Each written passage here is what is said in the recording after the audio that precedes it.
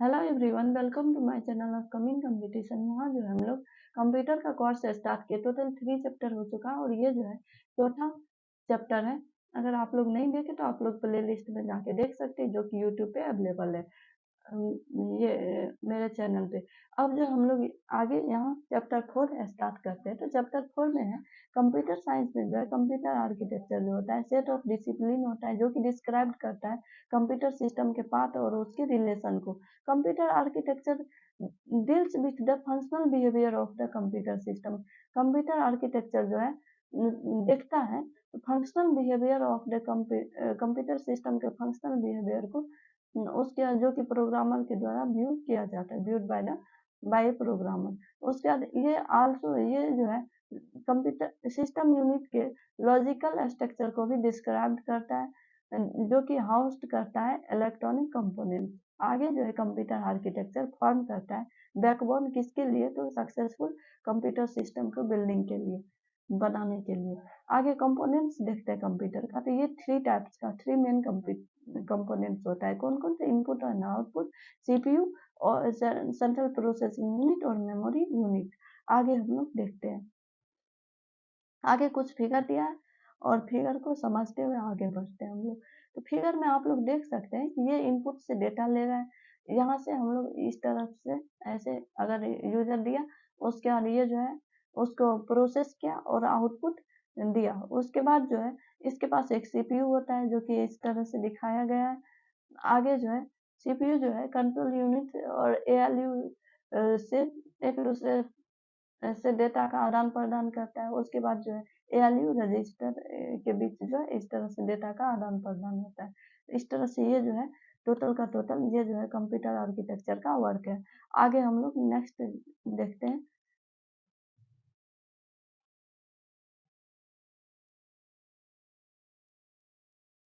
आगे है input unit. Input unit क्या होता है? इनपुट इनपुट यूनिट जो होता है वो यूजर के द्वारा जो दिया गया इनपुट होता है उसको जो है कंप्यूटर एक्सेप्ट करता है कोडेड फॉर्म में। यहाँ यही लिखा हुआ है कि computer accepts coded information through input unit by the user. उसके बाद कंप्यूटर इनपुट यूनिट जो होता है वो डिवाइस होता है, जहाँ जो है हम लोग रिक्वायर्ड इंफॉर्मेशन को कंप्यूटर में पुट करते हैं, कंप्यूटर में पुट करने के लिए यूज करते हैं, जैसे कि कीबोर्ड हो गया और माउस हो गया। आगे देखते हैं, आगे आउटपुट यूनिट। आउटपुट यूनिट का काम क्या होता है? सेंड करना प्रोसेस्ड रिजल्ट को, किसको, तो यूजर को।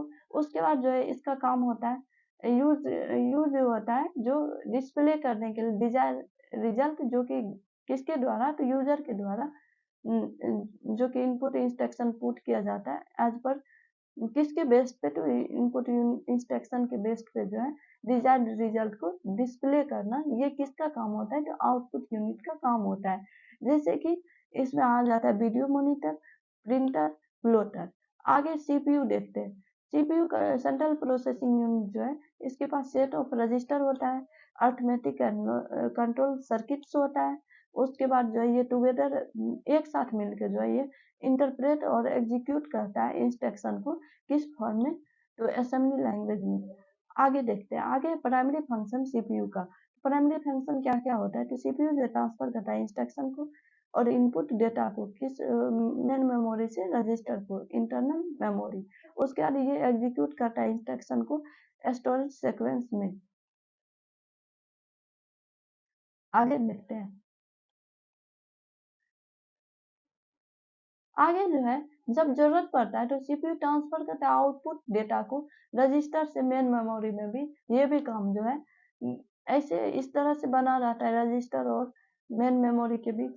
तो अगर आप लोग इससे लेते डेटा अगर जरूरत पड़ता है तो ये सीपीयू जो है इसमें रजिस्टर में स्टोर, यहाँ रजिस्टर में स्टोर करके तो रखा है। तो अगर जरूरत पड़ता है तो सीपीयू इसे इंटरेक्ट करेगा और उसके बाद रजिस्टर से डेटा अपने तरफ लेगा। तो इस तरह से मेमोरी, मेन मेमोरी, यहाँ मेन मेमोरी है तो मेन मेमोरी से रजिस्टर में रहता है और रजिस्टर से मेन मेमोरी में ये आदान प्रदान करने का काम किसका होता है, तो ये सीपीयू का होता है। आगे देखते हैं, सीपीयू को जो है ब्रेन ऑफ कंप्यूटर भी कहा जाता है। उसके बाद सीपीयू जो है सिंगल इंटीग्रेटेड सर्किट चिप पे जो है ये फैब्रिकेटेड करता है, काम करता है। उसके बाद ये जो है जिसको हम लोग क्या इससे जो है जुड़ा हुआ होता है सिंगल इंटीग्रेटेड सर्किट चिप, जिसको किस नाम से जानते हैं, और तो माइक्रो प्रोसेसर के नाम से जानते हैं। उसके बाद सीपीयू जो है कंट्रोल्स करता है ऑल इंटरनल और एक्सटर्नल डिवाइस को, और परफॉर्म करता है अर्थमेटिक और लॉजिकल ऑपरेशन, लॉजिक ऑपरेशंस। आगे हम लोग देखते हैं। आगे है सीपीयू जो है 3 मेन सब सिस्टम। सीपीयू के पास जो है 3 मेन सब सिस्टम होता है। तो कौन कौन होता है? तो एएलयू होता है, अर्थमेटिक लॉजिक यूनिट। उसके बाद सीयू होता है, कंट्रोल यूनिट, और रजिस्टर होता है। एएलयू जो होता है क्या होता है? एएलयू जो है रखता है इलेक्ट्रॉनिक सर्किटरी, जो कि एग्जीक्यूट करता है अर्थमेटिक और लॉजिकल ऑपरेशन को अवेलेबल डेटा के बेस्ड पे। उसके बाद जो है एएलयू जो है इसका यूज किया जाता है ऑल अर्थमेटिक कैलकुलेशन में, जैसे एडिशन, सब्ट्रैक्शन, मल्टीप्लिकेशन और डिवीजन, और logical calculation equal to and और ईटीसी। एंड लॉजिकल यूनिट जो है परफॉर्म करता है नंबर के कंपैरिजन पे, नंबर लेटर्स पे और स्पेशल कैरेक्टर पे। और एएलयू का यूज जो हम लोग करते हैं register to hold the data. ALU का यूज जो है रजिस्टर के द्वारा डेटा को होल्ड करने के लिए किया जाता है। एएलयू यूज करता है डेटा को होल्ड करने के लिए, रजिस्टर का यूज करता है उसके बाद process that is being processing के दौरान। अब रजिस्टर देखते हैं। रजिस्टर जो होता है special purpose high speed temporary memory होता है, मेमोरी यूनिट्स होता है। ये टेम्पोररी मेमोरी यूनिट्स होता है, ना कि परमानेंट। आगे जो है रजिस्टर जो है इसका जो है हम लोग एड्रेस को तक नहीं पहुंच सकते हैं, बट इसको जो है डायरेक्टली एक्सेस और मैनिपुलेट किया जा सकता है। किसके द्वारा? तो सीपीयू के द्वारा एग्जीक्यूशन के दौरान। आगे हम लोग देखते हैं। आगे essentially they hold the information that the CPU is currently working on.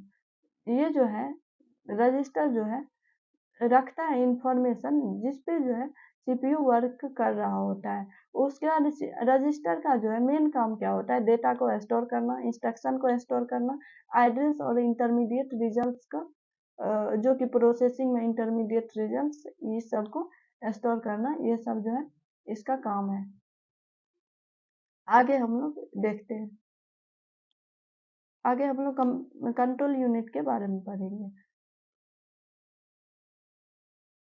CPU यहाँ और एक चीज देख लेते हैं रजिस्टर के बारे में। तो रजिस्टर जो है नंबर और साइज, ये जो है रजिस्टर का वेरी करता है, बदलते रहता है। तो प्रोसेसर पे डिपेंड करता है, ये प्रोसेसर टू प्रोसेस वेरी करता है। तो या फिर आपको ऑप्शन में दिया रहेगा डिपेंड ऑन प्रोसेसर, तो ये भी ऑप्शन करेक्ट होगा।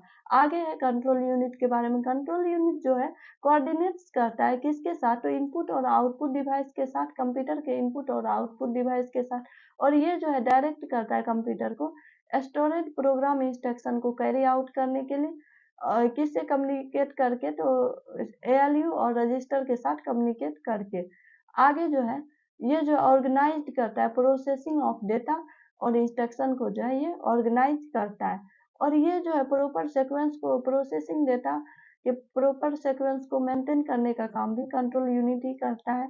उसके बाद जो है कंट्रोल यूनिट का यूज जो है क्लॉक इनपुट्स का यूज करता है। ये भी वीवीआई क्वेश्चन ही है, आप लोग को पूछा जा सकता है। Control unit uses clock inputs, clock outputs, clock signal, none of this. तो इसका करेक्ट आंसर क्लॉक इनपुट्स हो जाएगा। आगे जो इसका बेसिक फंक्शन क्या होता है कंट्रोल यूनिट का? तो फैच करना इंस्ट्रक्शन को और इसको मेन मेमोरी में स्टोरेज करना, रखना। आगे जो है इसका आइडेंटिफाई करना ऑपरेशन को और डिवाइस को जो कि इन्वॉल्व होता है ऑपरेशन के दौरान। आगे अकॉर्डिंगली जनरेट कंट्रोल सिग्नल, उसके अकॉर्डिंग कंट्रोल सिग्नल को जनरेट करना। ये सब किसका काम होता है? तो ये क्या कहता है कंट्रोल यूनिट्स का काम होता है। तो इस तरह से इस वीडियो में जो हम लोग एएलयू का वर्क देखे, रजिस्टर का वर्क देखे और कंट्रोल यूनिट का वर्क देखे। अगले वीडियो में हम लोग अगले लेक्चर में जो है नेक्स्ट माइक्रो प्रोसेसर स्टार्ट करेंगे। Thanks for watching. अगर आप लोग को अच्छा लगता है मेरा चैनल तो प्लीज़ आप लोग अपने दोस्तों में शेयर करें, लाइक करें और कमेंट सेक्शन में फीडबैक भी दे सकते हैं और नोटिफिकेशन के लिए सब्सक्राइब कर सकते हैं। Thanks for watching.